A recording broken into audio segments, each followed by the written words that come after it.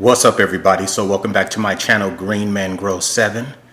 I'm Sean Knight, your plant prophet, and today I wanted to give a follow-up on this plant right here. I don't know if you guys remember, I got this plant a while back. This is the Philodendron Asperum, and when I first got it, these are the original leaves that came with the plant. So they have some damage to the plant, the leaves, because of shipping, but this is the newest leaf that unfurled, and it's a smaller leaf, and I'm gonna tell you why. When I first got this plant, it didn't have that many roots, and so I had to get it established, and then afterwards it started to thrive. During that process, this was unfurling, so I'm anticipating that's why this leaf, because it's smaller, because the plant was putting more energy into establishing its roots, but at the same time it was growing. Now look at this. That's a new leaf unfurling. Well, it's gonna unfurl, I anticipate, by this week. And I know I'm late with the video. I was waiting because I wanted this leaf to unfurl so that I can have a bigger leaf to show and give that comparison, to talk about the energy of the plant and establishing the root system while a new leaf was unfurling, and then bam, look at this leaf. But I like this plant. This is something that I've not seen before, and just so you know, I got this from Equigenera's website, and it was just something I saw a picture of, and I was like, I've never seen that before. And then the other thing, I'm gonna turn it around. If you can see, the back of the leaf is red, but it's strange because on this one, the oldest leaf is not red. I don't understand that. See, a little hint of red, but not red. And so I like this plant. It's a climber. I anticipate that it's gonna just keep climbing and just give me what I need. But that new leaf right there, look at how beautiful that leaf is. That veining. That's just, yeah, I like that a lot. And so I just wanted to come and show this and give a follow. I'm laughing because I've gone through something that my plant friend Jasmina Lowe has gone through. When I purchased this plant, I also purchased the Philodendron Asperum. Oh, I showed that plant in the video and how the plant was so beautiful. And look at that leaf, and that plant died like nobody's business. Right after I uploaded that video, a couple of days later, I was walking past the leaf and I was like, what's wrong with that plant? And so then the next thing you know, it just started going down. I couldn't do anything to keep that leaf. And then as a result, I was looking at the stock and everything. It just went to hell. And I really, really, really like that plant. So she did the same thing, and she purchased the plant, I think, 3 times. And on her 3rd time, she was able to get the plant to acclimate and just start taking off. So I may do it because I really like that plant. But I just want to say that because one of my subscribers left a comment and said, can I do a follow-up? Well, to let you know, that SP Columbia is in SP Columbia heaven. But this Asperum is still here. So that's what we're doing today.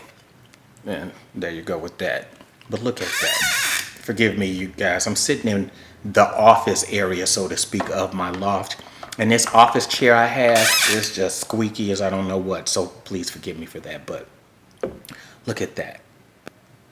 Isn't that nice? So I just anticipate that the plant is going to just keep going up. And then I like how the petioles go out like this and then go up and go out. I'm hoping that's how it's going to continue to grow. And so it's almost time for me to water the plant again. And so what I'm going to do is stake it and put a stake in the back, and so that it can, this part of the stem can hold on to it and then just grow up. And because I can even tell it's trying to give a little area of roots. And there's that chair again, so forgive me for that squeaky chair. But isn't that something? The Philodendron Asperum, like aspirin, but Asperum. And so that's what we got. It reminds me of the Philodendron El Chaco Red because of how the leaf looks, and then it has that red backing, but totally a different plant. Not totally as that plant, but kind of gives you that feeling.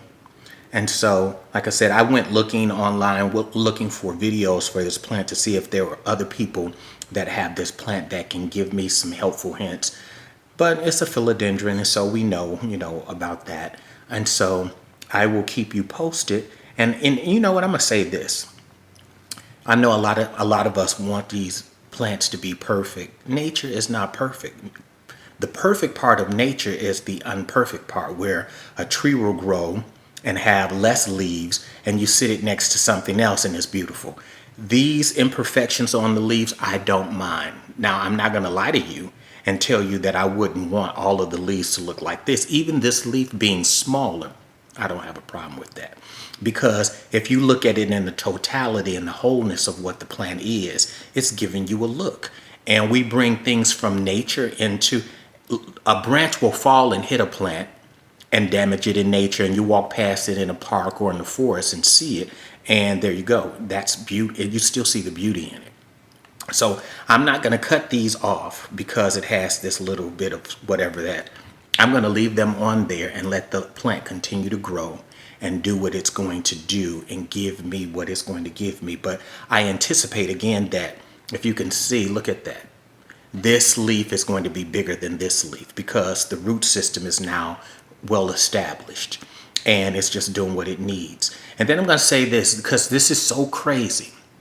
So today I'm filming this video on Saturday here in Chicago. All last week we were in the 30s. I had to cut my heat on. Today in Chicago it's 77. That's the crazy bipolar weather we have in Chicago. I love Chi-Town, but the weather is just horrific. But I said all that to say, if you live in regions like that with all of this up and down weather, make sure you have a humidifier and that you're monitoring the temperatures as they go up and down. Like right now, I have my windows open so that natural air can come in, since I've had the windows closed because, like I said, it was in the 30s. It was just too cold.